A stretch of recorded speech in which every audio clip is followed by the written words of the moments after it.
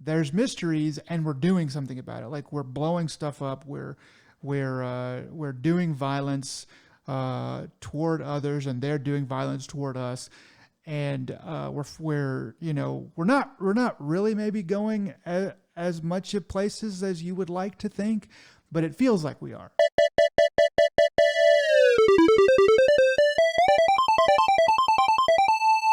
Hello and welcome to another Dead Pixel.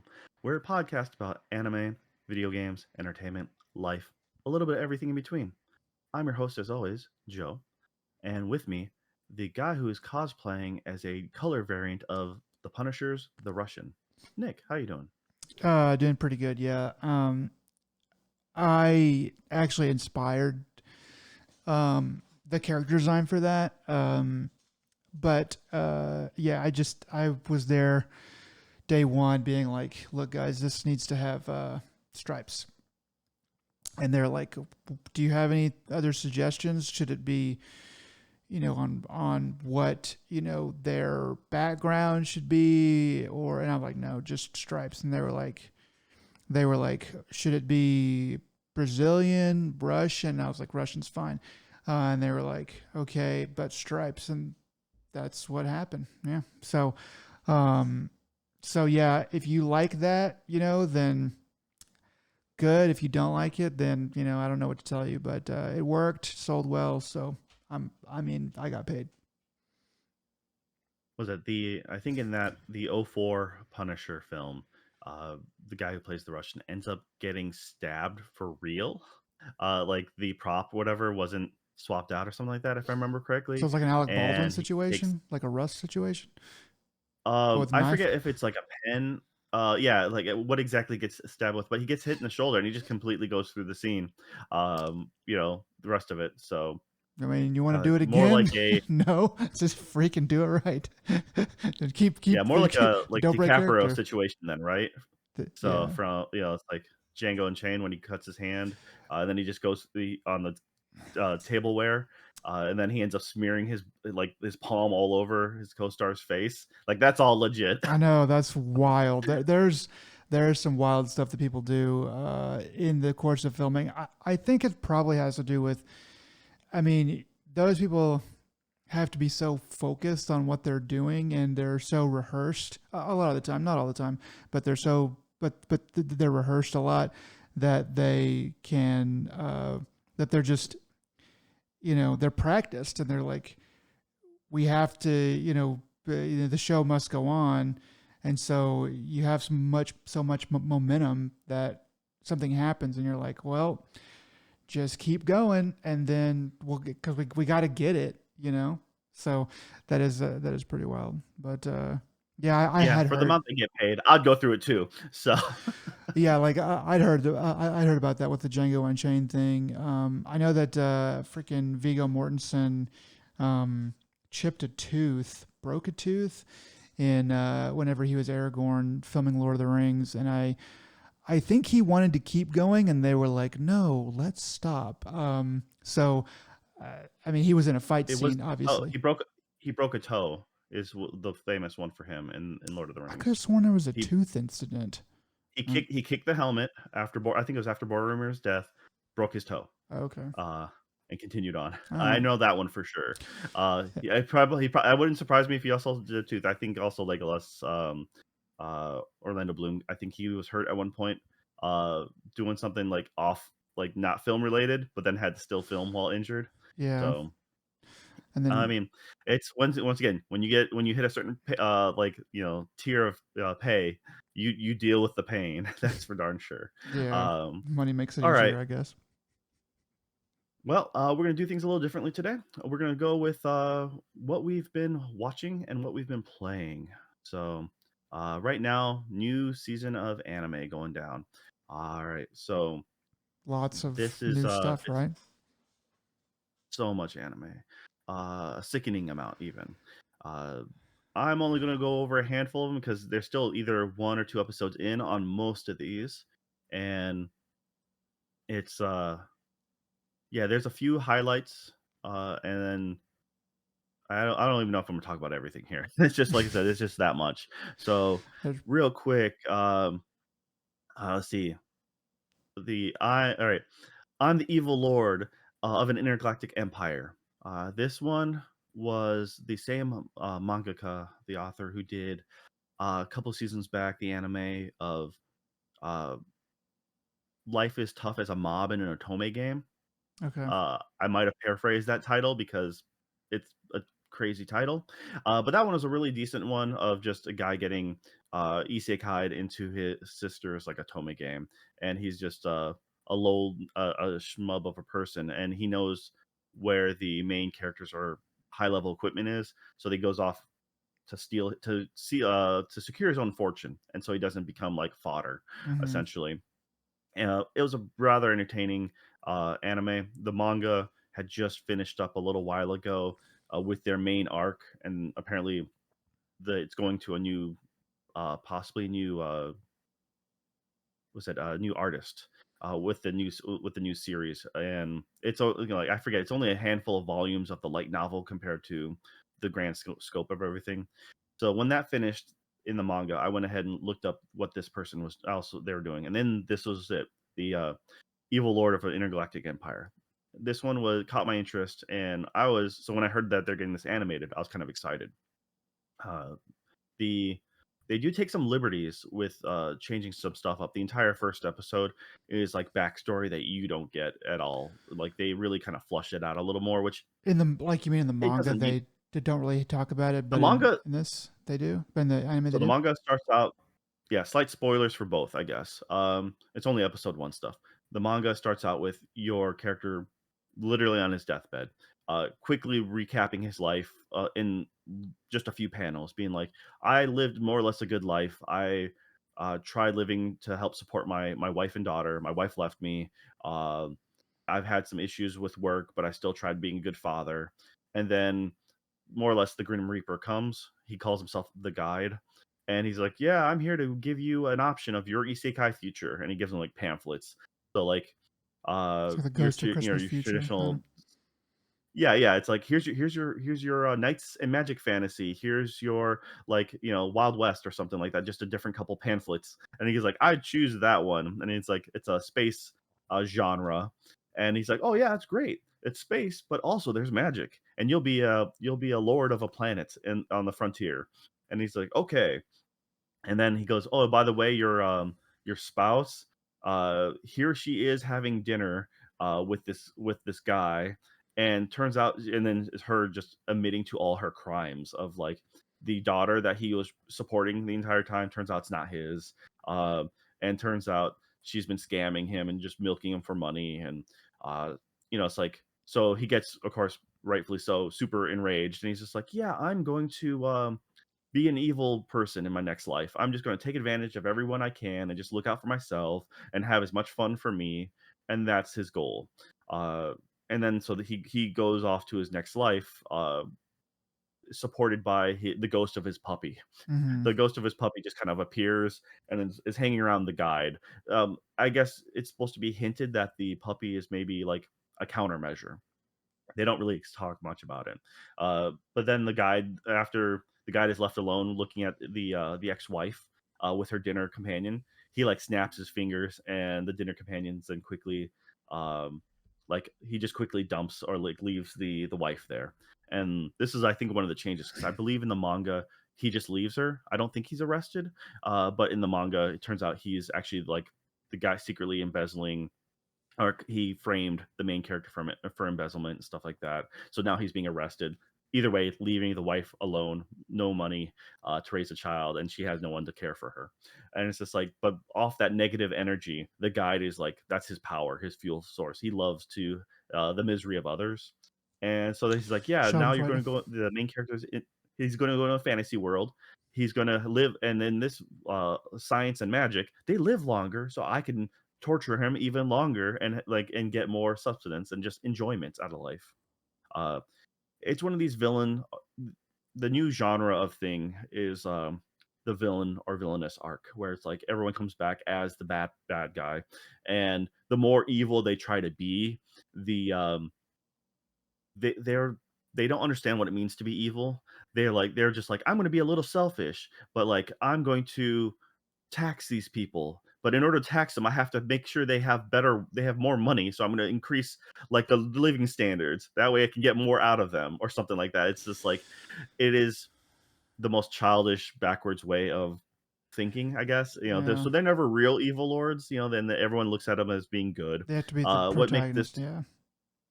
Yeah, right. You have to like them in some form or another. But the thing is, they can still be selfish jerks, which then therefore they can become like an anti-hero, and we can get behind that. Hmm. Everyone wants to be selfish sometimes. Well, in this one, because of the fortune that like are the things that happen to the main character, uh, like I said, slightish spoilers. The guide will then receive damage for every time he's being thanked by the main character, and it's kind of funny how things set up. He tries to set him up for failure, and how the role reversal happens. I like the manga a lot. It's kind of interesting that they're. I kind of think I know where this is going to go as far as the one season. I can see where it might end, Hmm. and the quality of the animation is okay. There's a bunch of weird sci-fi stuff, and they, like I said, the few liberties I noticed the differences they've taken with the anime compared to the manga. I think it's just fine. I'm not really upset with any of it. It's like, they're fair changes. Like I said, the whole episode one is more backstory of the main character, and it's fluff. I mean, it just makes you feel for him more when he dies and why he turns evil. But it's like when it comes to most of these isekais, I almost feel like chapter one you can just pretty much skim through and then Hmm. just get to the meat and potatoes of what makes their new life so grand. Um, but I'm there's 3 episodes right now that I've watched. I like it. I think it's good. I'm gonna probably continue watching it, but then again, I'm also a fan of the manga, so I'm biased. So yeah. In fact, the manga's still coming out with new chapters. So Well, I mean, if you like the manga, they're gonna try to be as faithful as is reasonable to the manga, if not be exactly faithful, and then just add more good stuff to it. So it stands to reason that it's kind of biased, I guess. But it's not like you have money in the studio, do you, Joe? You don't have investment in the studio. If I did, my life would be far more different if I had that kind of money to throw around, for sure. But no, it's just once again, I might not, I'm judging it based off the fact that I'm already a fan of the series. Gotcha. But you know, speaking of anime that change from the manga a little bit, this next one, it's the Unaware Atelier Meister. So anime and game like Japanese stuff love the atelier like word. Atelier. It's just magic item shop. Hmm. It's just like, but it's a fancy way of saying magic item shop. And this is one of those another subgenre that seems to be really popular of uh main hero who's unaware. Like they're unaware of how great they are, unaware of how strong they are, they're just overall unaware. And this is like, but because of the main character's um cute naivety, like and capable of doing everything, everyone else looks out for them kind of thing. Hmm. So in this case, this one I've also read the manga for quite a bit, and the beginning is kind of same but different. They decided to in the anime cut a handful of character like at least one or two characters out from the heroes party. This kid's in the heroes party. He's just a gopher. He's the guy who carries the stuff, does the cleaning, does the cooking. They choose that they don't need him because of some arbitrary rule of only 4 members are allowed to be in the party, I guess, and so they kick him out. They had more members in the original party uh, in the manga, which that so I'm like that didn't make sense to me. Also, they made in the episode one there's a thief who they just call like bandana because they like lo and behold they wear a bandana. So this thief or assassin character, uh they are a jerk to him in the very beginning of episode one. I'm like, they weren't even like they weren't the whole point was that person was off on doing their own side adventure when he gets kicked out of the manga. And so when they discover, like, they come back, they're like, wait, this person's not here. You know what? I'm gonna bounce because I actually know how important this person was, and the rest of the party is gonna fall apart real soon. And that's exactly what happens. So, and then in fact, that bandana in the manga comes back later as a uh, kind of like a side character friend, like also knowing how strong this person is, but also kind of being like with the group of other adults, as what I'm going to call them, being like, yes, this person is actually a really good help. But as far as the manga goes, this kid or the anime goes, this kid gets kicked out of his party. He's now jobless and homeless, so he needs to find work. So it's a joke for Japanese people. He goes to Hello Work. Hello Work is their version of staff management in the U.S., but it's a hiring agency that's very popular nationwide.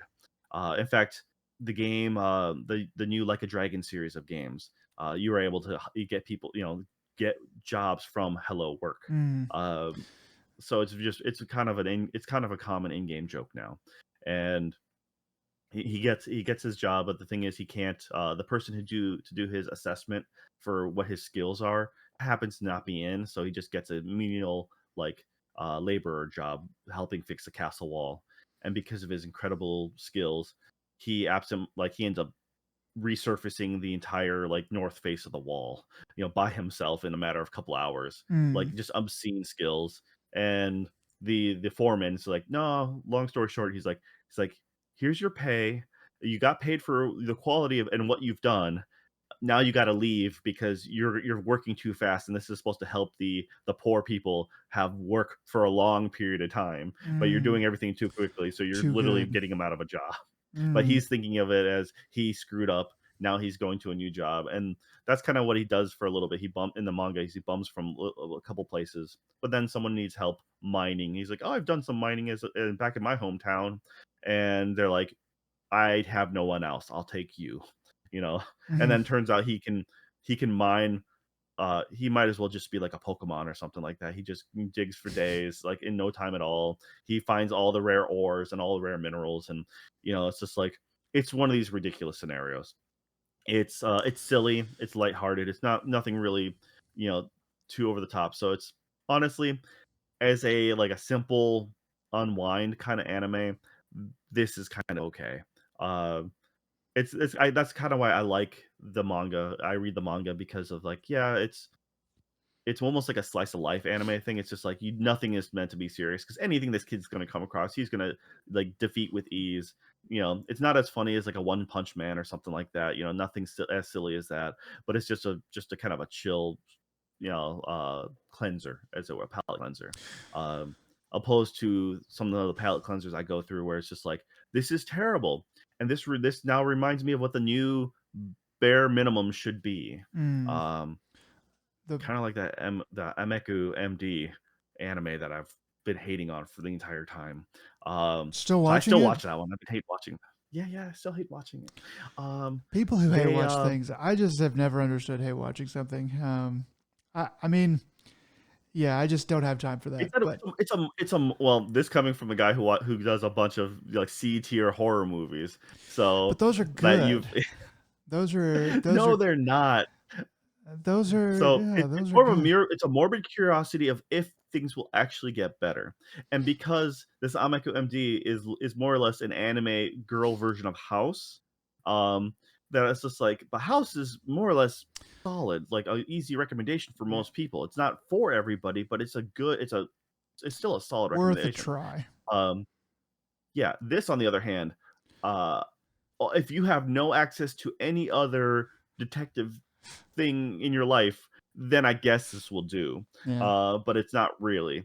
So, anyways, I yeah, they finally came out with a good episode. But the problem is this episode is one of those dead kid episodes where oh as a slightly um when it comes to any of these shows where the person is so smart, so um like almost spectrum level, like like savant, you like they're disassociated from humanity, and they're cold and callous to everybody. And so therefore, especially with hospital doctor episode, these shows are like, okay, well, you know what brings people back is when you have a terminally ill kid. Okay, here we go, let's do that. mm, I'm like, all right.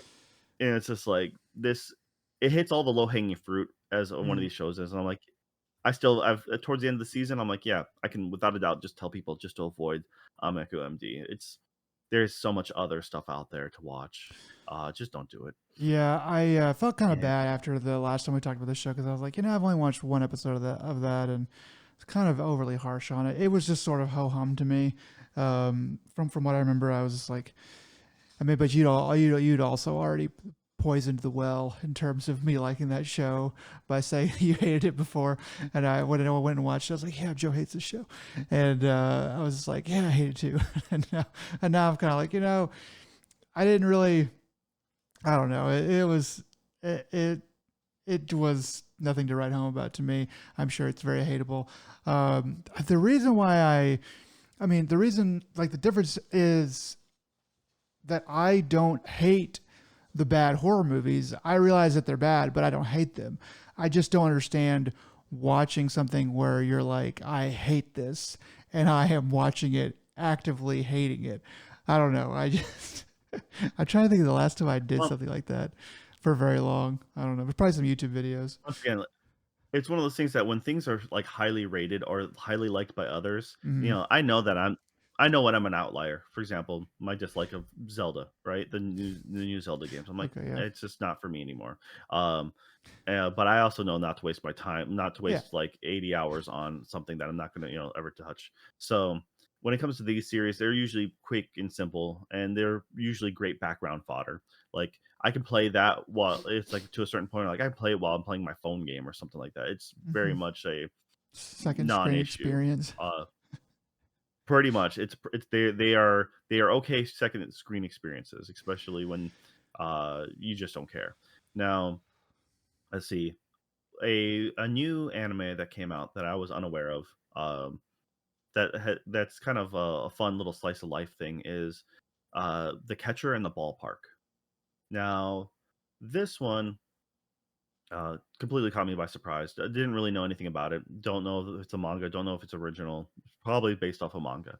Is real simple. Just there's a if you've ever been to a sporting event in Japan, or at least a baseball event, uh, and they have uh, beer carriers, essentially Right. people with backpacks that help fill your beer for you, and it's convenient. Well, this is about a gal character who is works at one of the parks, and as Japan does, all the beer carriers are girls in skirts, baseball, like a league of their own, baseball uniforms, and They are usually attractive, from what I yeah. hear. Yeah, it's you're talking about countries where like they have certain standards for like flight attendants. You have to meet these criteria. Also when you have a job interview or an application, you put a self portrait. Like a little Photo. passport photo with your application. So yes, but anyways, this it's just about this girl working at a ballpark, and she happens like there happens to be a tired businessman who enjoys watching the game, and their interactions are pretty cute. And then you just meet other people at the game. There's a couple episodes out right now. The second episode has like focuses. They're like little mini like two or three skits per episode. I think about three. I think it's three skits per episode. Mm-hmm. So it's just little short bits of story. That's why it feels like more like a slice of life, almost like a not quite a four-panel coma, but like just a small, simple and entertaining thing. And like one of the other ones from the next episode was just about a woman who absolutely hates baseball, but she keeps on going to the games. But that's because she's married to a player, and she's afraid that like now that her husband's been married, she doesn't want him to be looked down upon, being like he lost his edge now that he's married. Um, and it's silly, but it's a cute little show. And the ending uh, trailer sequence is very different in the art style, but it's pretty cute. And I think it's just like it's just really strange that they went with that kind of style. It's just very jarring, but I'm like, oh man, it suits it really well. Um, and I think the last thing I'm going to really talk about is probably one of the biggest ones for the season, in my opinion. Granted, there's quite a bit massive stuff out there, but uh, Rock is a lady's modesty, and this one has gotten a lot of hype even before it came out. Mm-hmm. The story is a girl's mom remarries into high class society. This is a current day setting, though she's going to a prep school. So easily, if you looked at it with just a quick image, you might have thought it might have been like another isekai or something like that. A girls all girls boarding school. Um, but no, it's just literally she's just a wealthy person going to a school with a bunch of other wealthy girls, and she's trying to be the prim and proper ideal of a noble lady. Uh, she later you later kind of discover that she loves rock. She loves she plays the guitar, and she discovers someone who is also one of the highest the high up society girls at the school. She apparently does the drums, and it's I don't want to really talk too much about this. It's one of the things that you should really just watch. The music is solid, and the mocap. So they actually got a real band to do the mocap for the CG. So the CG looks rough is the best way. It's technically really good, but it's also kind of rough in the way that it's that CG cell shaded art style that is a little jarring because it's like it doesn't move as fluid. Um, but the actual technical skills of the instruments being played is very very good in that sense. They capture that well, and then once you just get over the fact that it's jarringly like CG, you're like, okay, yeah, I think you can get over that pretty quick. uh, it's one of the highlights of this season. I think it's going to be pretty solid. They'd have to do a lot to make it tank, but I think this is going to be one of the ones to look out for. Yeah, I mean, So from the trailer that I saw, it looked pretty good, and I didn't notice any CG issues. How many episodes of it have you watched? there's only two out Okay, currently. okay. So currently, there's only two out. Like I said, a lot of these things I like to give 3 episode, reviews. But there's, like I said, a few of these just caught my eye. Also, it's like there's a bunch to probably look out for, like to be careful of. This isn't. I feel like this season is way heavier than others. Mm-hmm. Uh, there's also a few others that like I mentioned before, manga changing from or the anime changing from the manga. I can see certain things being like time cutting or energy cutting measures to help with workflow because Japan's anime industry has been getting really really like heavy um, with the overtime and with the crunch. People there's you're getting more and more stories out how uh, their work cycle is just garbage. Mm-hmm. So I can see them making these little edits and cuts to make things a little nicer. Like for the Atelier one, I'm like, well, if you don't have to animate a full team and if you can just kind of brush along certain things, that makes sense. Uh, why work that if you don't have to? And it doesn't really impact the story, so it doesn't affect me as far as you know the quote unquote source material. It's just like or the material that I got it from. I'm like, I'm fine with that. Yeah. They don't do anything crazy out of left field. But there are I think there's a lot of really good stuff coming out here this season that I'll talk about later. But because there's so much, it's also hard to sift through all the garbage. So Yeah, there's we'll see. there's kind of too much anime, and a lot of it is sort of like, why are we making this? Yeah. So, I think what's going to happen though is they're going to get some after also usually by episode 3 is when episode 1's of English stuff comes out. right. So that's kind of the hope is um fingers crossed we get some good English dubbing involved. There's a handful of stuff I've already warned you about that uh I once again just we don't have enough time to talk about it, but like Amazon has dubbed some stuff and one of them I like the animation and I like the show, the content of the show, but some just a handful of those voices are just terrible, just terrible. We're Um, talking you and I honestly think we can do just as good, if not better. That's how bad it is. It's so like like we're talking you about have a like main 90s level dubbing, like in um or 80s level dubbing maybe, where it's just like some I'll talk about it people. more next week, but Okay. it's like old country bumpkin swordmaster into um Yeah. like going to the city or something like that. And he is it's like from the old country bumpkin to swordmaster. And that dude main character's voice I think it's the one same guy who did Tombo, like the old man from Tombo, which Mm, I absolutely hated that Amazon did that one. So he's just very deadpan, reads his script, gets the lip sync good, but it's just very like meh. And then his dad, who's his grandpa, like so the main character is like 30 or 40 years old, probably mm-hmm. 40 years old, or really close.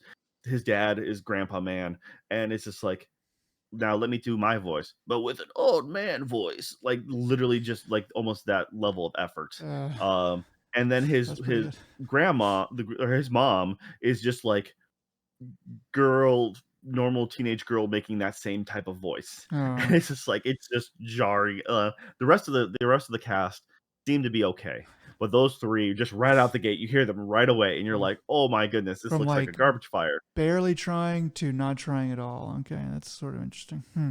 Yeah, Well, yeah, I feel like so Amazon. that's I feel like a lot of Amazon stuff is kind of like that. I mean, there's I don't know. There's a couple shows on Amazon that I'm like, oh, I should watch that. I mean, Reacher.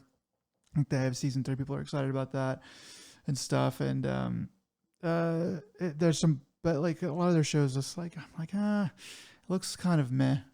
But all right. maybe it's just Um, what the way I'm they're doing it. I'm gonna let you say some stuff on your stuff, and then I got one more at the very end that I'm gonna Now we can talk go ahead and about. talk about it. We can go ahead and talk about Okay, it. I did watch an. There was only one episode out when I watched it. I don't know if there's been another one that's come still out. is. Yeah. Nope, still only one episode. So one of the biggest surprises for me by far was To Be Hero X. Um, Now this one is like I know nothing about the franchise. Apparently, there's been two other series beforehand. Oh, There's been a really? To Be Hero and then a To Be Heroine. Um, but the To Be Hero, I've seen the cover art before, and it looked like a gag manga or gag comic Mm, because it's just like a big fat guy in boxers, I think, just like screaming like a kaiju, and then it had like a really short, like like kind of like almost comically dwarf bowl cut, a little creepy Asian dude in the corner, and so I'm like, I had no idea what that is, and apparently this is affiliated when you look up their wiki page. uh-huh. um, so I was like, no idea. But anyways, To Be Hero X. Um, this one is uh, it's a futuristic-ish world where heroes exist. They're marketed on TV and such.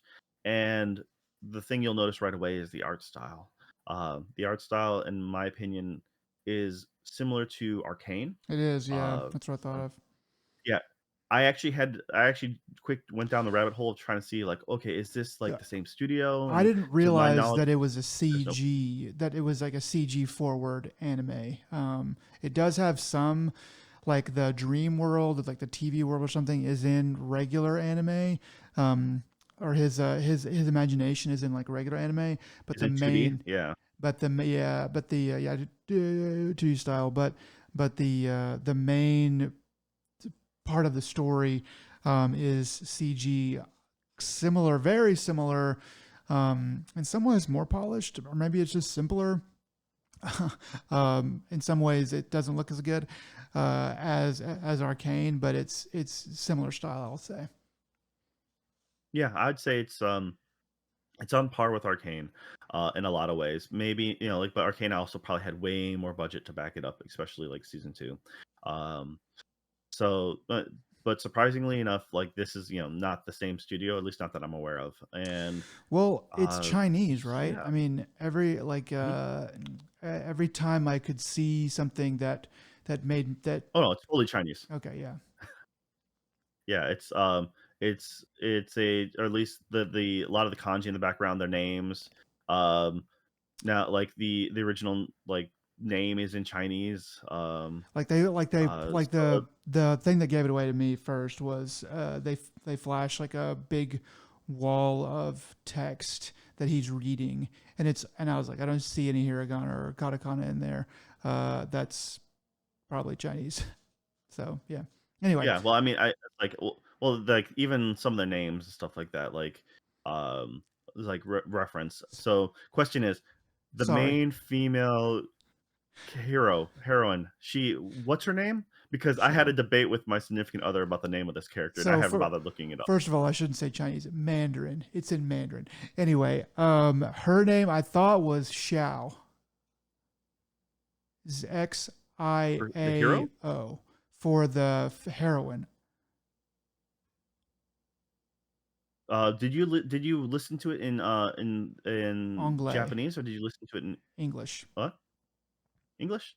Because they call her because they either call her Moon or Mood. Okay, first of Um, all, the where I'm getting that name Xiao is from writing. I don't remember what her name was. I don't remember what her audio name was, but Moon sounds right to me for what well, I heard. that's what I'm like. Well, I'm like, well, that sounded like correct in my brain because I'm like, well, if it's Moon, Moon, I'm like that sounds like an Asian, yeah, like an Asian style, like, we're taking the character like UA or something like that, it's like, or how they always, if you're translating like in Japanese, like, you call some shows would call them Snow, and I'm like, instead of Yuki or something like that. Hmm. So that's kind of what I felt like they did. Um, but yeah, like this. All right, why don't you go ahead and because I've been talking the entire time. Why don't you tell us about the story? Tell us about what you think, your thoughts. Yeah, so you suggested that I watch it, so I was like, okay. I went and I did, and I was pleasantly surprised. It does have a pretty good opening to the story. Some of it's kind of like yeah, hero, regular guy down on his luck, turns into the hero. But the way that they show that happening and some of the rules that they set up very quickly and effectively are very entertaining.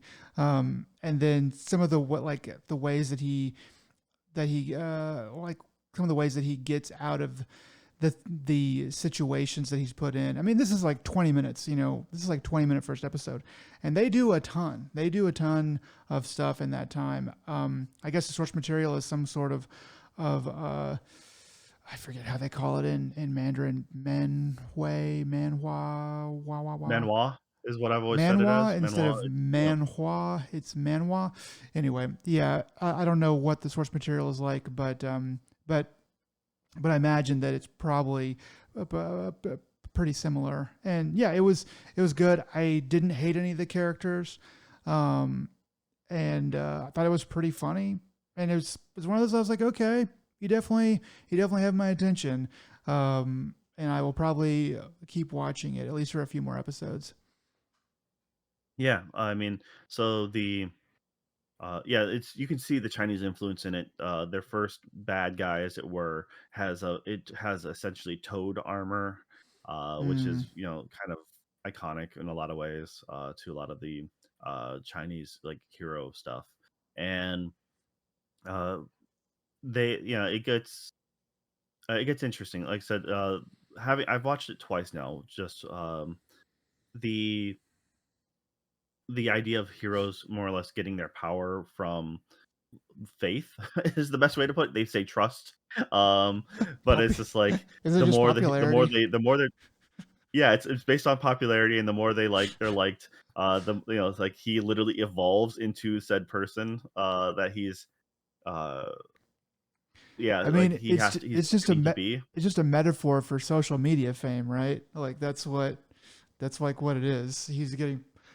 Well, I popular mean, and more so many powerful, and it's going to ruin him, but also save him. I don't know. That's my guess for what happens Well, all later. right. Without too getting predictive spoilers, but like based off the ending trailer, I'm like, oh, okay. I think I understand a bit now. It's just like having watched it a second time. The entire background of the whole opening bit in the background, you're saying who is X and the X this, and I'm like, wait a minute. That's kind of I think it's a little foreshadowing. They talk about how he forwarded his. So the main character is essentially he works for a PR team for a hero called Nice, and also a couple heroes actually, and Moon. And they do commercials and stuff, and so they write the scripts for all this. He gets fired, and then he's on a cliff. Like he's on the edge of a building. The doesn't look like it, but the I guess it's supposed to. hint at him possibly committing or like thinking about committing suicide. Uh, but he does not have the attitude like he's going to jump. He's just standing there. It's just a rough transition, Yeah. but it's there because he needs to be there for what happens next. Um, and he witnesses some stuff he shouldn't have witnessed, and then he gets entangled into a cover-up conspiracy. It's the best way for me to say that. It's Uh, it's good. If you're debating whether or not you should watch it, you should at least go give it a try because it is efficient in its storytelling, and it gives you a lot for a little. Yeah, you're right, and it does hit a lot of fast beats, so it has you very much interested in what happens in episode 2. But yeah, this is once again, this is also one of the major surprises that came out of nowhere for me. Like wow, did not expect this, and I'm rather excited to see what happens. It could either go really bad or it could go really well. That's kind of the way it I is right mean, now. in this first season, it's going to be fine. It's going to be at least a decent anime. I don't think it can. I don't think it's going to crater completely. Could be wrong, but usually you can tell that the studio behind this has some money and there's plenty of faith. No pun intended, but there's plenty of faith to go around. So I think it'll be all right. Second season, you never know. Yeah. I mean, well, speaking of second seasons, this might go towards the news later, but I'll just say it now. But the DMC Devil May Cry anime Mm, that's on Netflix that got renewed for season 2, and so that just dropped short like a week or two ago, and so it's already gotten season 2 renewal. So good for them. that's good. Uh, you know, yeah. There's Netflix has done a couple things out there that is maybe keep your eye on. They recently just dropped. I'm trying to remember. They dropped like 18 episode series recently, and I haven't had a chance. Moonrise, I believe it is. It's by Wit Studios. Hmm. They do a lot of good stuff. They did the Amagus Bride, um, and I can't remember. They did a handful of other things off the top of my head. I can't remember. But the studio's good. I have no idea about this anime though, so I'm kind of curious. But they just, opposed to trickling this out, they just dumped the whole thing. So I'll have to get to watching that and come back with my assessment next week. Okay. Patiently All waiting right. for that. Yeah. All right. What about yourself, man? Um, my newest hyperfixation is on Apple TV apparently, um, because I've been, That's not new. Yeah. but it's You have been hyperfixed. but I have been getting into a lot more Apple TV. There's been a lot of shows that have come out in the years since I abandoned it that I now have like full seasons of, so I don't even have to like wait.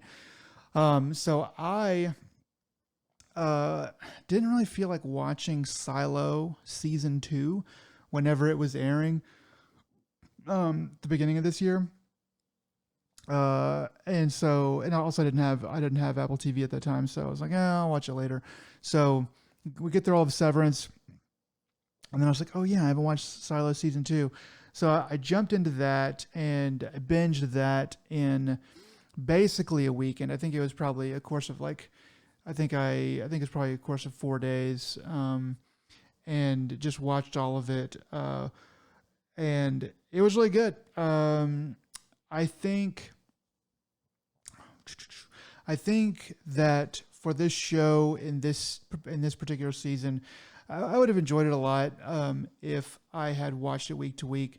But being able to just binge it all at once was kind of nice because this season, because it's the second season, it's not like brand new anymore. Felt a little bit slow at the beginning, so it was kind of like, all right, I just want to plow through, episodes, 1, 2, and 3, and then by 3, it's like, okay, I understand where we're going. I kind of see the pace of this, and things are starting to heat up and starting to get good. Um, so it was kind of nice to watch it that way. But yeah, overall, um, I don't know. Overall, I kind of, in some ways, I liked it more than season 1. I felt like there was so much setup and so much like what is this and what is that? What is the meaning of all these mysteries in season one? That I was like, yeah, okay, this is good, this is good. Whereas season two is like, there's mysteries and we're doing something about it. Like we're blowing stuff up. We're doing violence toward others, and they're doing violence toward us. And we're we're not really maybe going as much at places as you would like to think, but it feels like we are, and that's really what counts. So anyway, overall, I had quite a bit of fun with this Silo season two. Looking forward to the next one. I mean, I'm sure that it's been renewed. I would hope it's been renewed. I'll have to check on that, but I'm looking forward to them making another one. So that'll be good. I'm not going to talk about it this week, but there was another show also on Apple TV that I did binge since Silo that I will be talking about next week. So the Apple TV Plus saga will continue later on. And there's quite a few other little shows that I'm like, oh yeah, I'd kind of like to watch that, and I'd kind of like to watch that. PSA to end this segment is there's a series of short stories that technically I guess is a book first, but I listened to the first one as an audiobook, and because it was free, so I was like, oh, the price is right. But anyway, it's a fairly popular series called The Murderbot Diaries. Um, so I listened to this audiobook, and I was like, okay, this is pretty good. It was interesting. Well, Apple TV Plus, I just saw a trailer for this as a TV show with Alexander Skarsgård. I'm pretty sure I got his first name is right. His first name right, as the lead. And so anyway, so that had me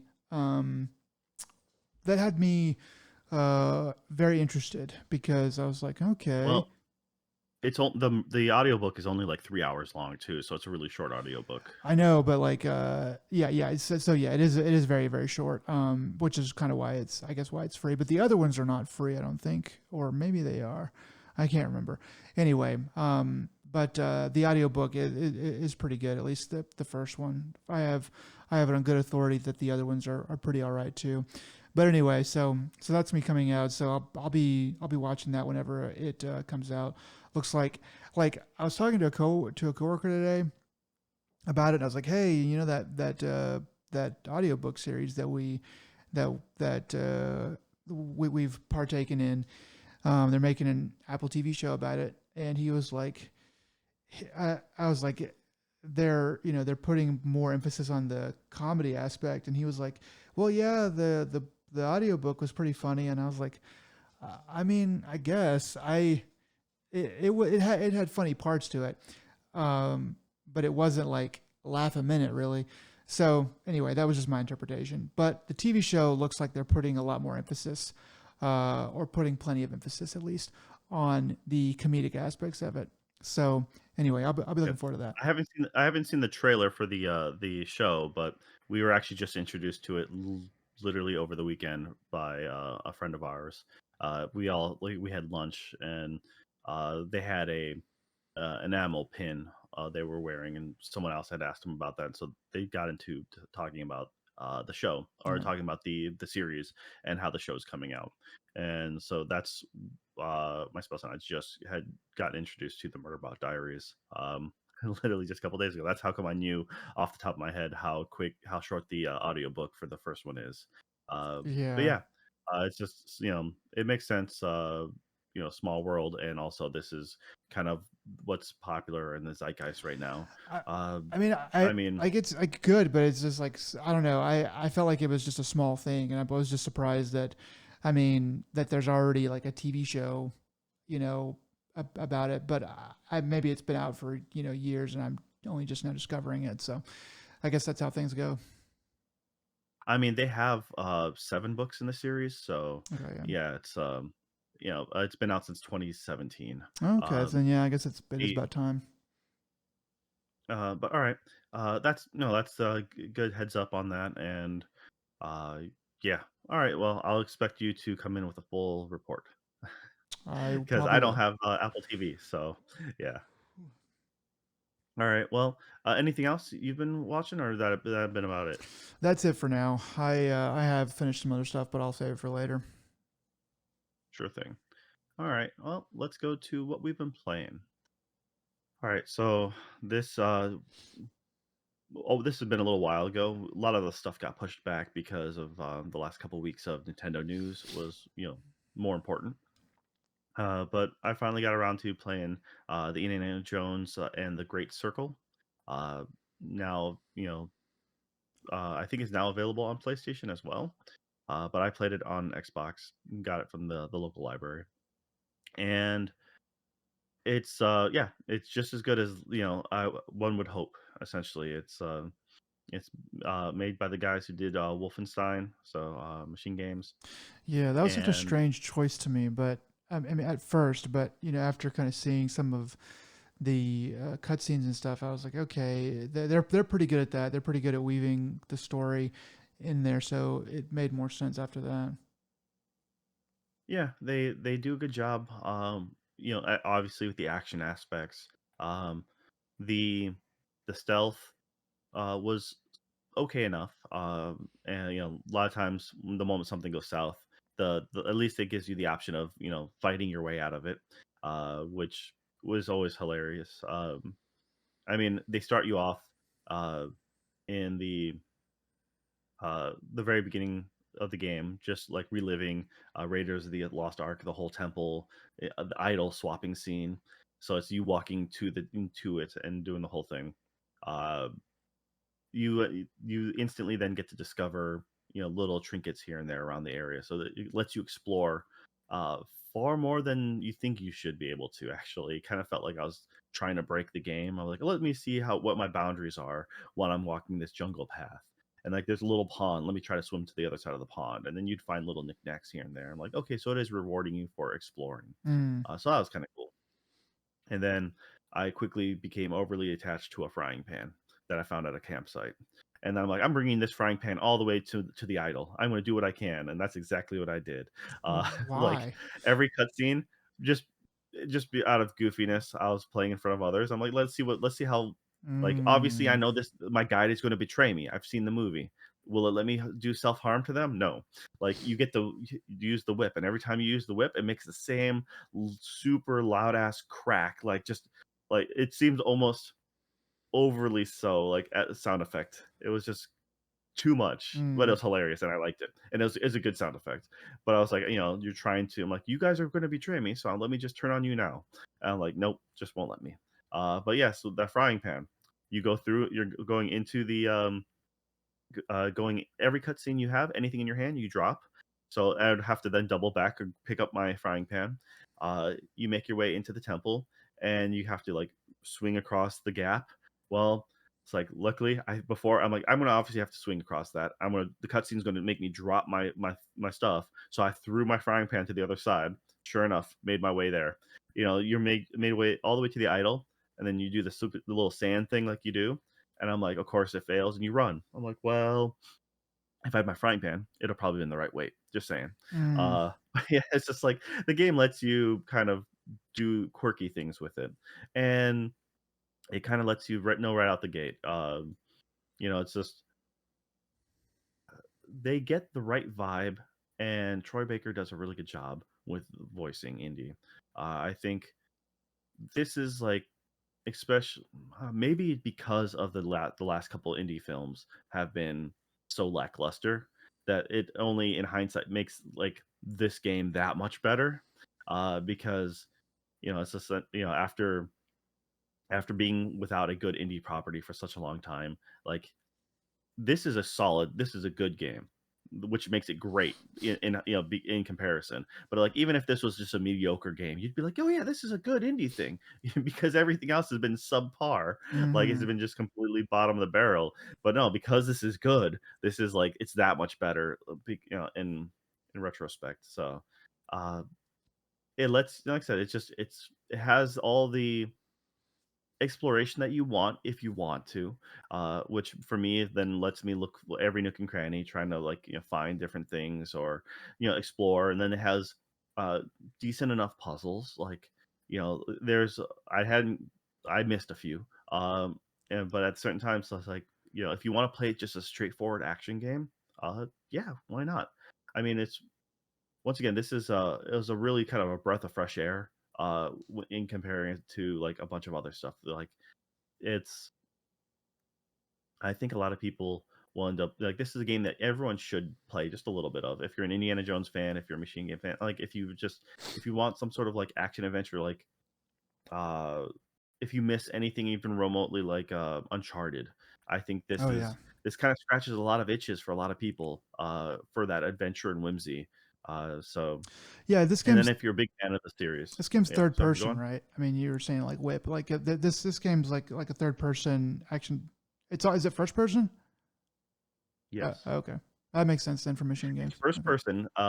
Yeah, it's I think it's only during certain things that like climbing ladders and stuff like that. Then they kind of pull back, okay, but like it's a first person. Yeah, so that's that's what it lets you be indie essentially. mm, Which that part doesn't matter. I really don't mind if it's first person or third person in most of these games. Uh, I mean having being a person who plays a lot of VR stuff and then like Resident Evil 4 going it's like over playing shoulder. having played that game a bunch traditionally and Mm, then them making that game VR.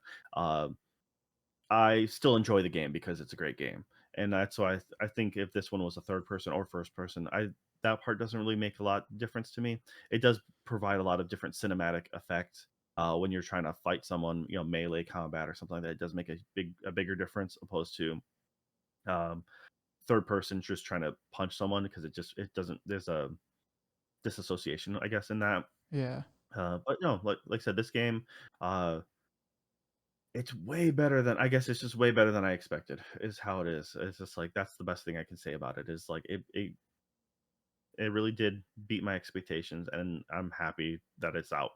Um, it's one of those things that you hope they'd get a sequel, but with licensed games like this, you think, oh yeah, obviously they'll get a sequel. This did really good. I'm like, well, it's really expensive to license these kind of properties. Harrison Ford isn't going to be here for much longer, unfortunately. Like it's only a matter of time. So, and how long these games take to make. So they have to either buy his rights out now, and then people get upset because it's post fact, like anything done with Star Wars and like James Earl Jones or something like that. So, we'll see. yeah.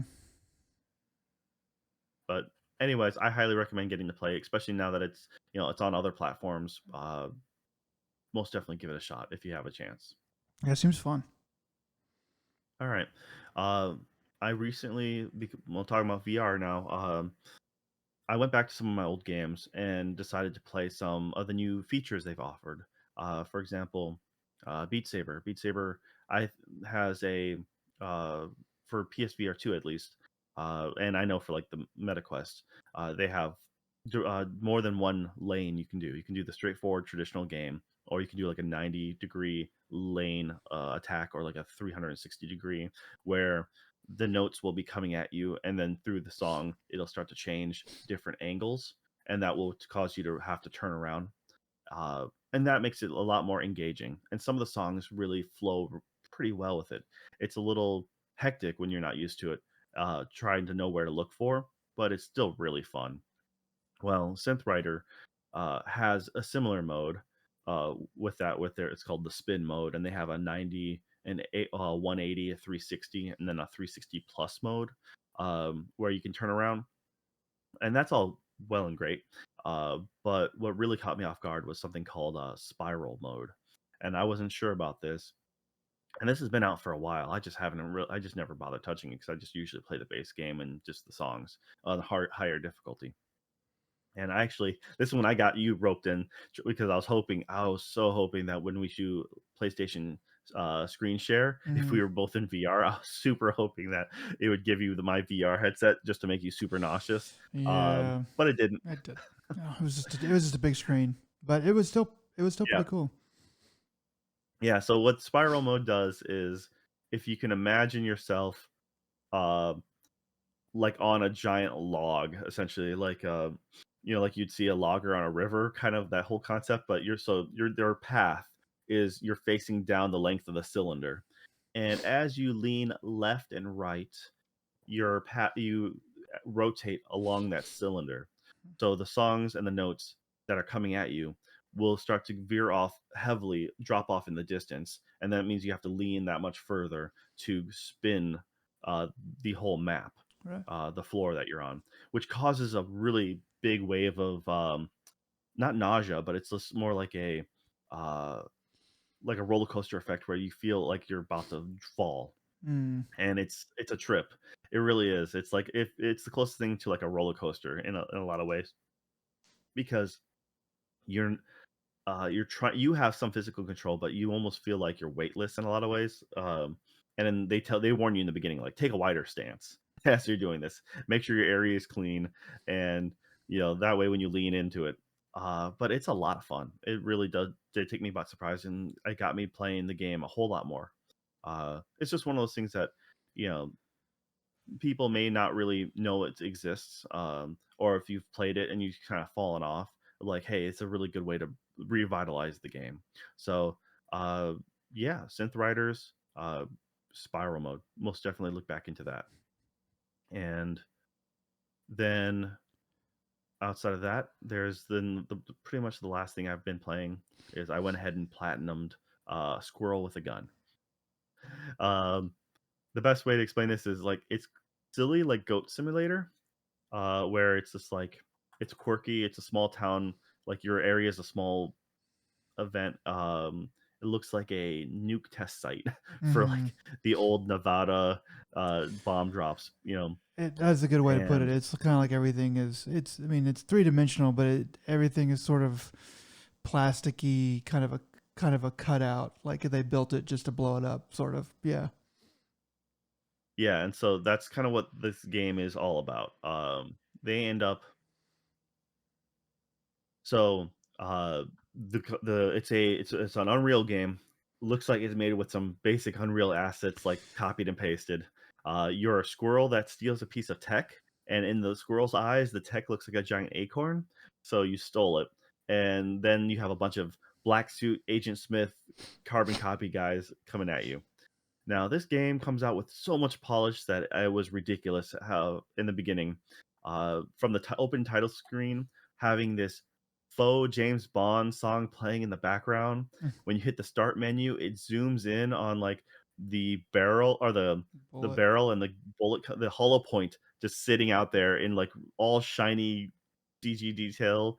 If you go to the option menu, it zooms in onto the squirrel's eye as you like face as you're seeing like the spark of the gun that had fired.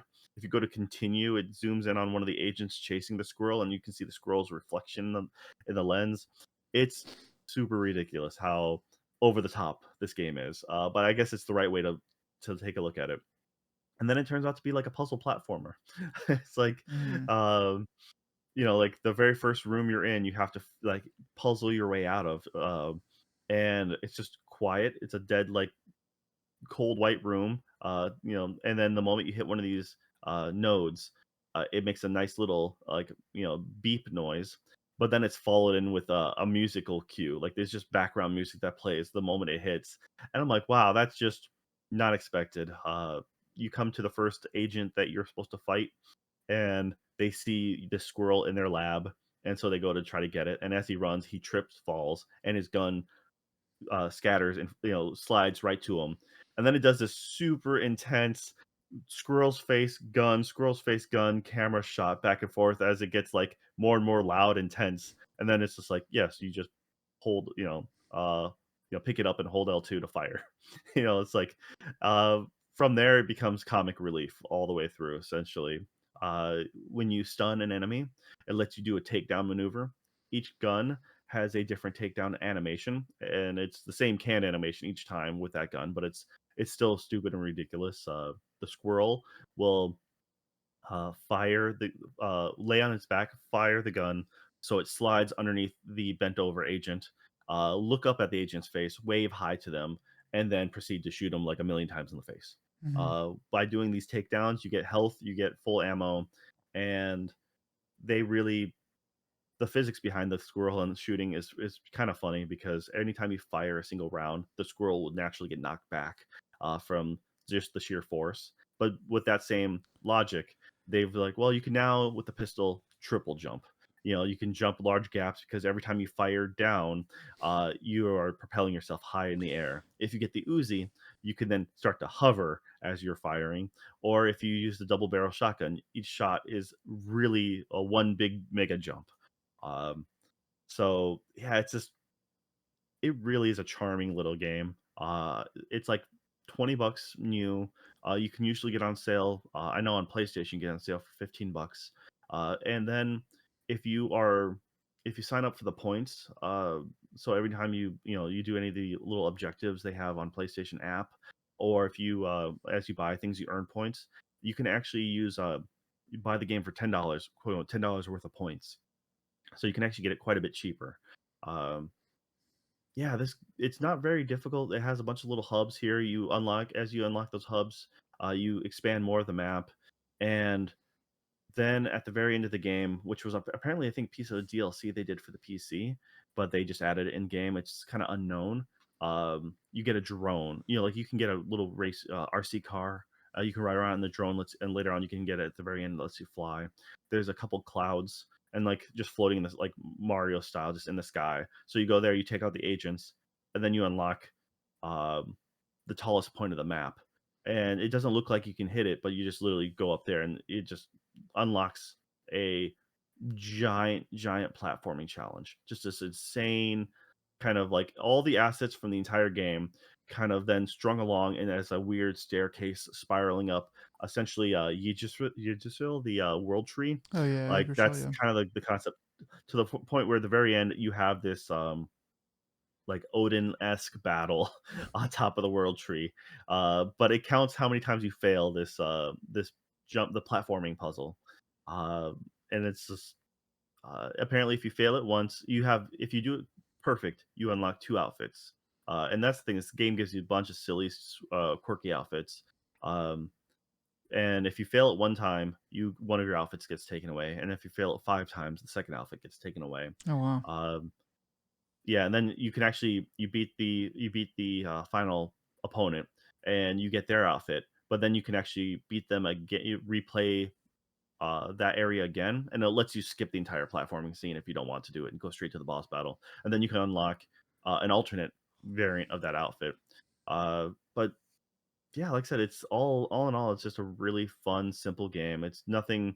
There's no story, not really, and there doesn't need to be. It's quirky fun, trying to see what you can do, and I think it's for the price point. Even if you only play it for a few hours, you can just be done with it. But once again, I found it charming enough, and I decided I'm like, I'm gonna go ahead and platinum this, and I did. And I actually recommend that a lot of people give it a shot if you want something just different. So yeah, totally give Yeah, Squirrel with a Gun a shot. it seems like they really went all the way with the idea. They didn't go like, "Oh, it's kind of funny," and then be done with it. They're like, "Yeah, let's just ride this thing till the wheels fall off," because they do kind of have the whole. They kind of have thrown everything in the kitchen sink in there. Yeah, I mean, I was able to unlock it's like, well, you can get rocket launcher later, or you can wait to do certain platforming bits, or you can eventually, if you get to the drone, then you can just drone your way up to the areas that you couldn't reach before. And there's a rhythm to the game. It's very much a like an unwind, like just shut off your mind. You could play the game, and because there's no real story like that, you just you know play a podcast in the background or something like that. It's just like Yeah, this is or really bad anime. I mean, or I make so MD. Yeah, yeah. Uh, So, anyways, yeah, I showed you a little bit of the game, and it's just like I said, yeah. the game you'd never expect it to be as well rounded or as polished as it is, and Hmm. it kind of, but with its simple like look of it, it's charming. Uh, the stupid thing that you can just change the outfits to your squirrel if you wear the overalls. You can it gives your shotgun capability is like ragdoll physics are better for shotguns. Yeah. Um, you know, like if you wear I think there's like a princess dress or something like that. It changes the way you run, so you're like twirling your hands and like tippy toeing everywhere. It's Yeah, like I got the coral snake skin, and then just makes you slither around like a snake. It's so stupid, but it's such a good game. it is. It was like I was happy to play it. Yeah, that they definitely went through and put things in all the corners of that game. Just be like, where you're like, well, I wonder what this would. Oh, they thought of that too. Oh, they thought of that too. Yeah, there's some pretty funny animations too. Like one of the ones that I thought was so funny was if you don't have a gun and you go into your like hyper mode, the squirrel just like he just like rages. He's like, "Rah!" He's like goes in and attacks the agent. And just the look on his face as he as he like amps himself up, hypes himself up to like kill this agent. For some reason, just struck me really funny. So yeah, Yeah, it's a very much like this is Sparta-esque scream, yeah, and then it just climbs up their face and just mauls it. And like yeah. even if you or if you could just climb up the person from behind if you have no firearm, and then you get to the back of their head, you can hit X, and then he just wraps around the head and then just snaps the neck, and then just because the ragdoll physics Yeah. just like completely the head turns 180, they collapse, but they're not dead, they're just stunned, and then they get back up a second time. Yeah, But that's the way they drop their firearm, they're and you can pick it up. stunned, And but it does look like it is made to look like the squirrel has spun around their head so fast and grabbed their chin that like it broke their neck. It's stupid, but it is really funny. It is really funny. it's the level of a Chuck Norris neck break. It really is. Yeah, Yeah. it makes a loud crunch sound too for when the head snaps. So, anyways, yeah. What have you been playing? I played a little bit of this game called Carto. I think this was a PlayStation Plus game, like a game of the month or whatever. Um, and it because I remember not paying for it, but it's a cute little game with a cute art style. It looks nice, and it's got a pretty decent idea, gameplay idea behind it. So basically, um, you are a you're a young girl in I forget which kind it was, but some kind of native tribe. I think it's Polynesian of some kind, but I could be wrong. Um, and you um, so you set out on an adventure is the story of it.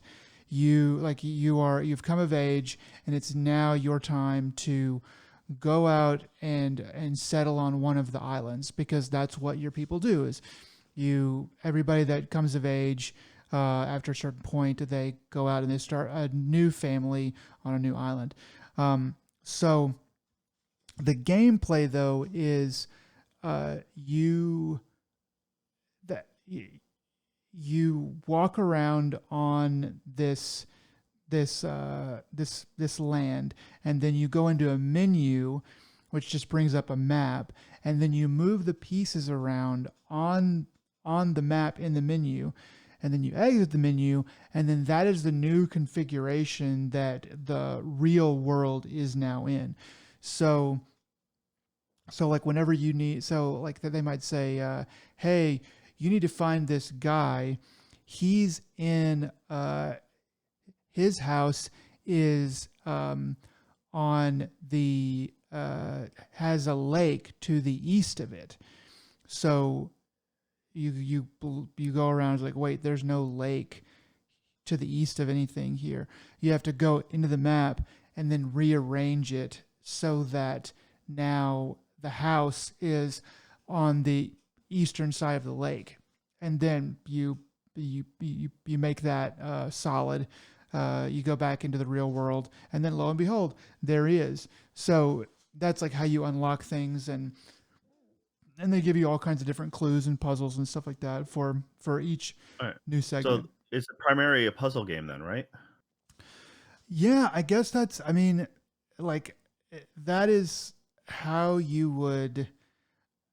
That is how you would. Like that is the main gameplay. Yes, is it is a puzzle game.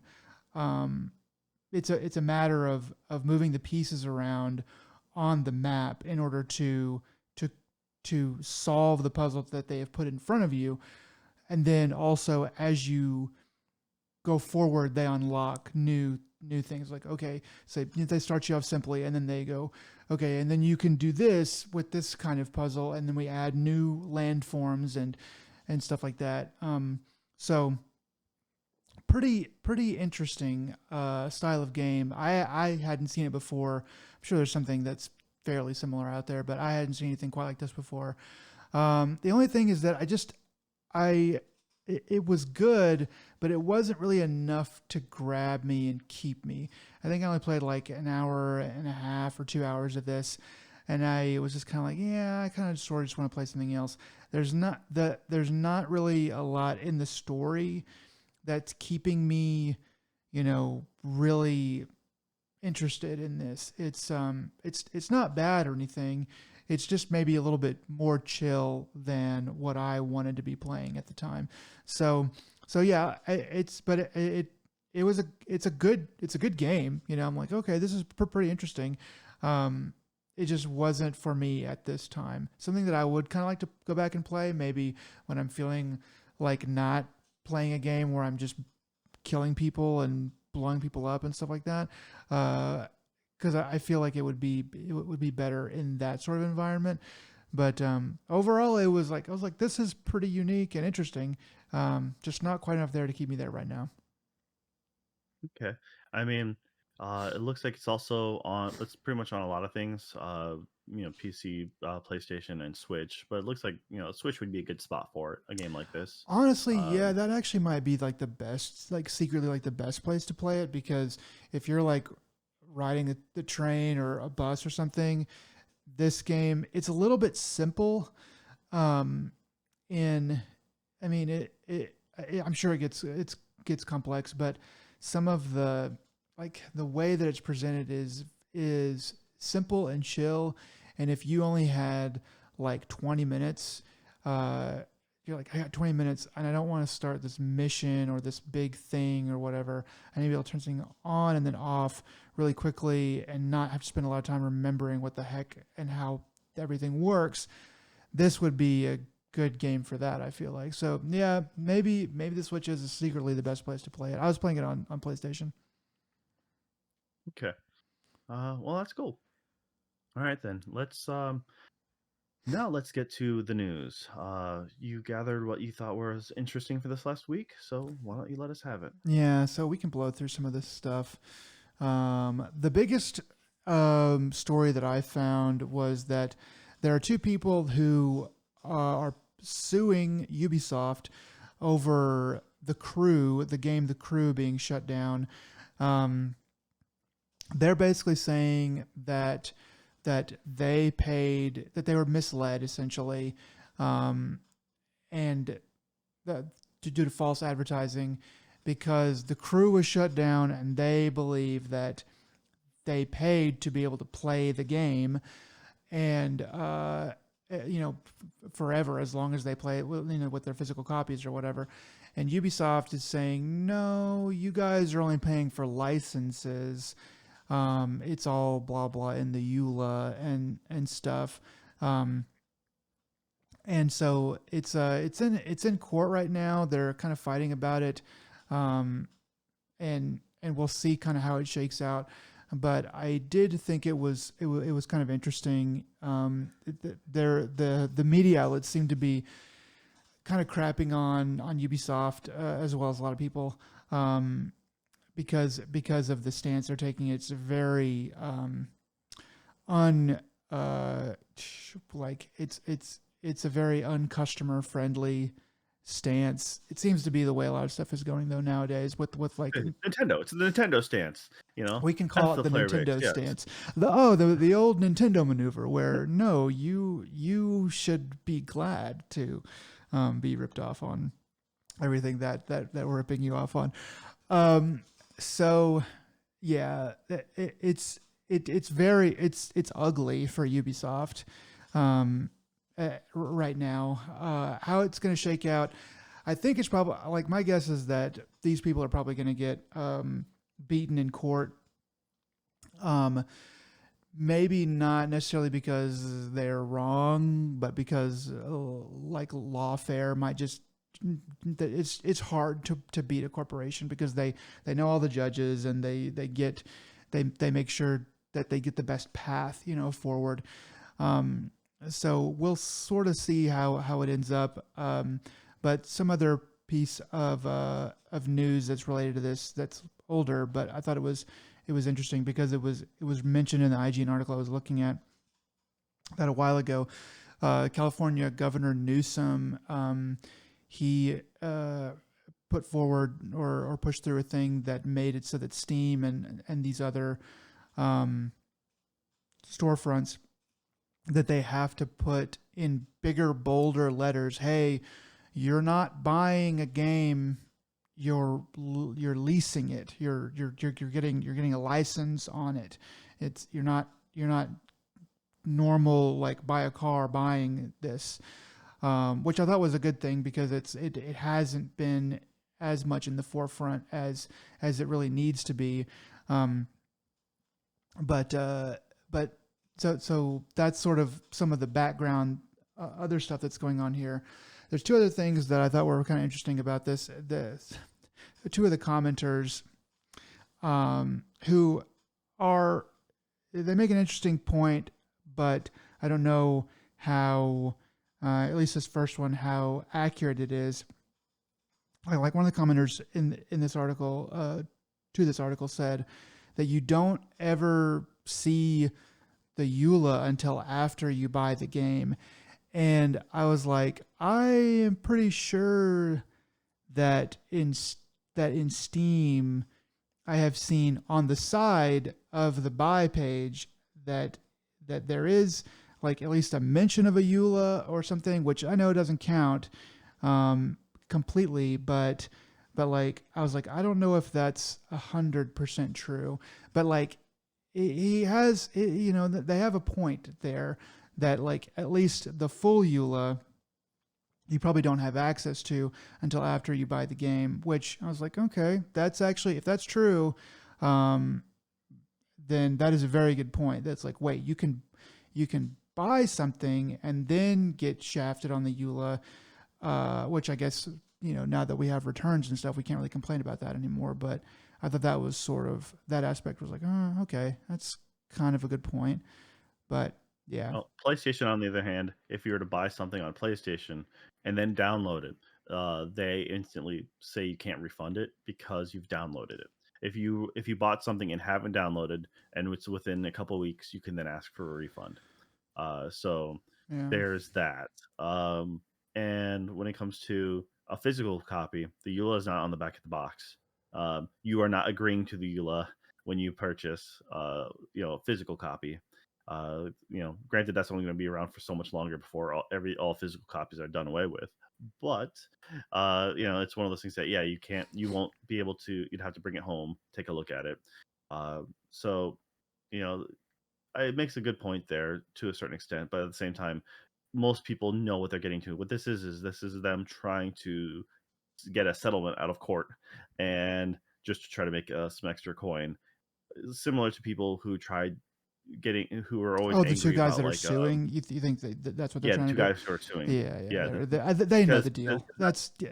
And they got well, and they didn't do it by themselves. They took this to a legal firm and they were like, "Do we have a case here?" And the legal firm was like, "Oh, we see money signs, and yeah, we're gonna go for it." That's what I would guess has really kind of transpired here. But it's they bring up probably a one of good those point. joints that we don't get paid unless if you get paid, Oh yeah, and like, okay, then let's go.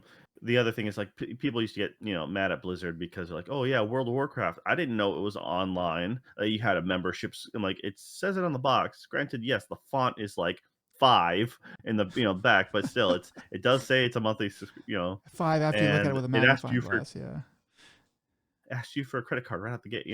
But I didn't know it charged me every, but so people would try to working retail, people would try to return, after the first month. I want my refund. I didn't know. I'm like, what?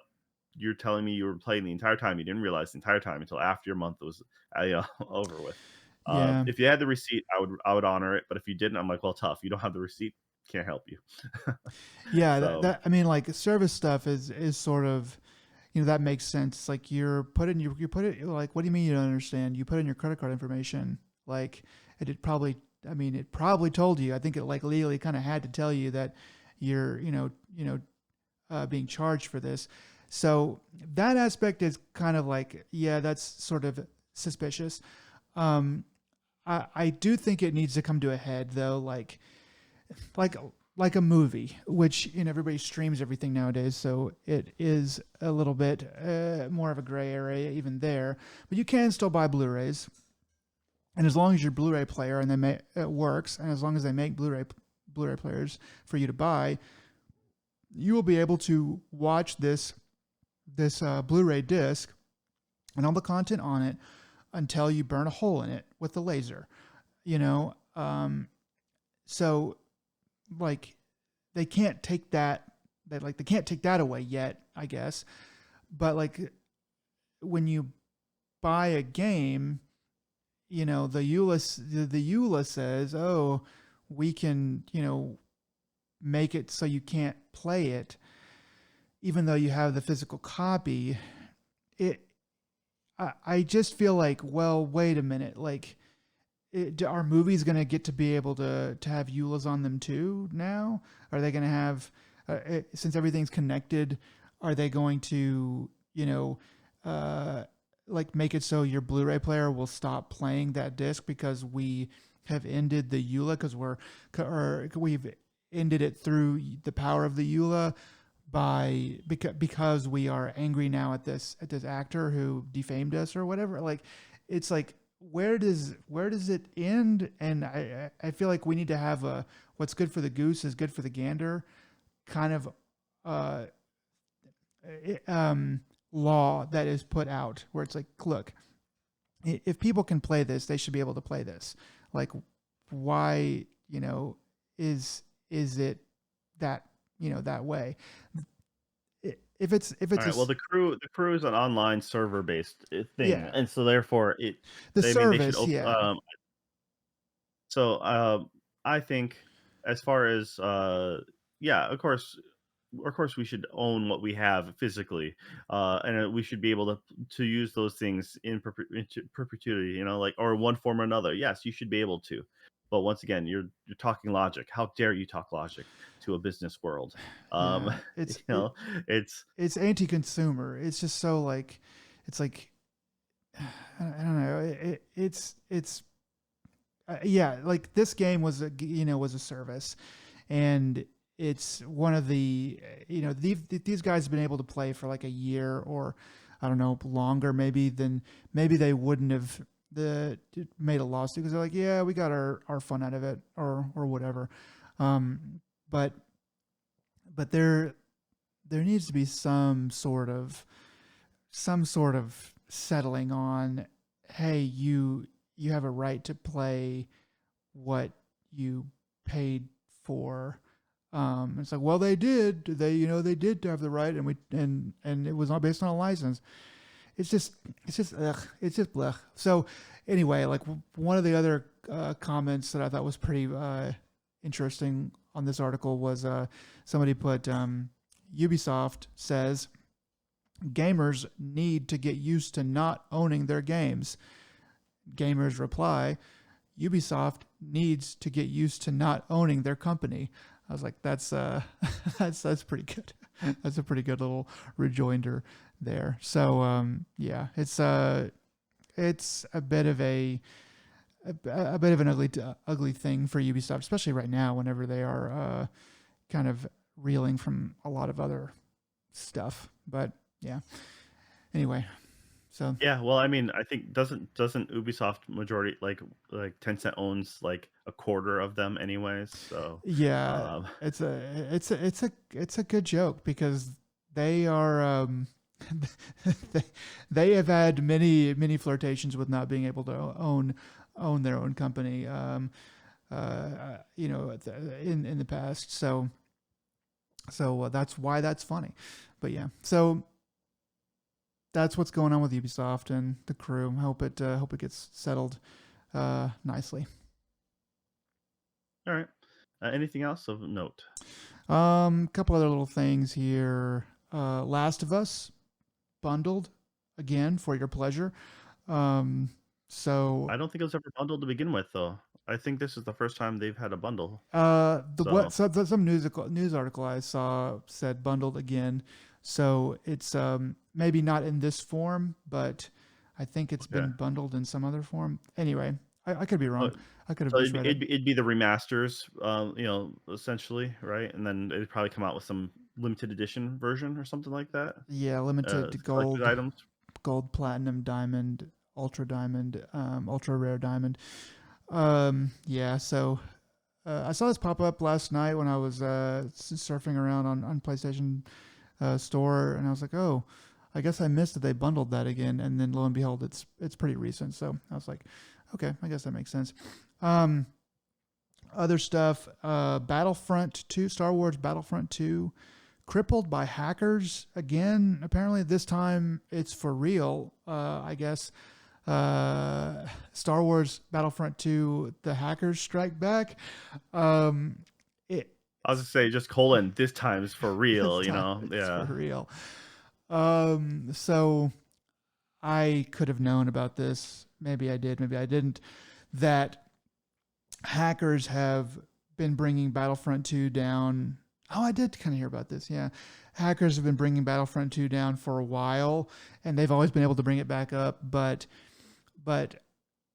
this time they're not sure if they're going to be able to. I think because there's not enough, I don't really know. Maybe there's not enough support from the devs, and or they have found bigger a bigger way to hack it, but yeah, they're just basically, I don't know what the purpose is. I think they're just bringing the game down for shits and giggles.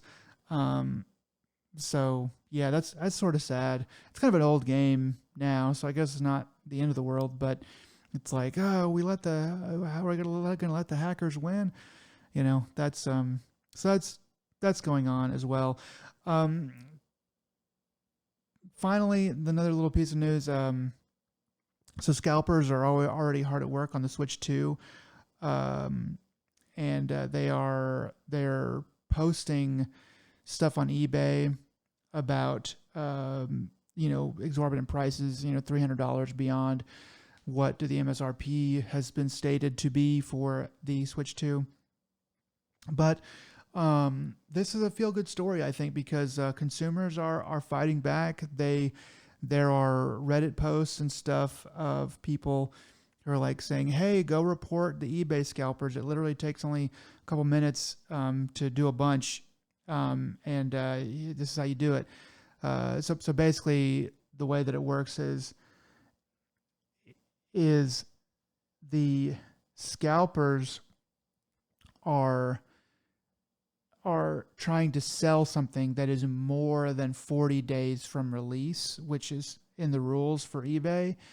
And the Switch 2 is more than 40 days from release because we don't really, because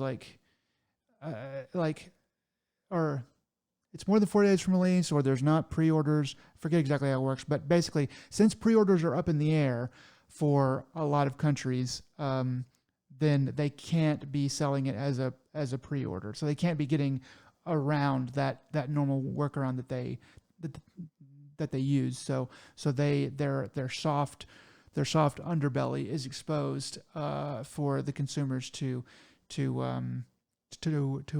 fight back against them for now. So yeah.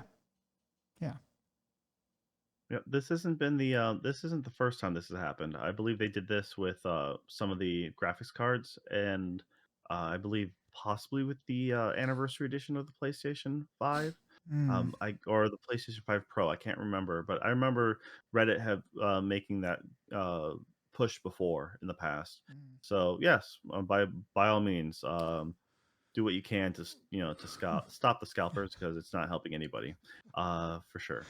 Stop So the scalp. yeah. All right. Well, that seems to be about it for the news. A little lighter this week, but yeah. All right. If you made it to this far in, we appreciate it. Thank you. Nick, what are some words of wisdom you have for everyone out there? Um, you know, just make sure that that you know you don't you don't stumble on something that you're not supposed to while you're looking for Easter eggs. So that's just a warning. All right. Double check your candy, kids. Uh, all right, guys. Once again, this is ADP, episode 122. And until next time, y'all take it easy. Bye.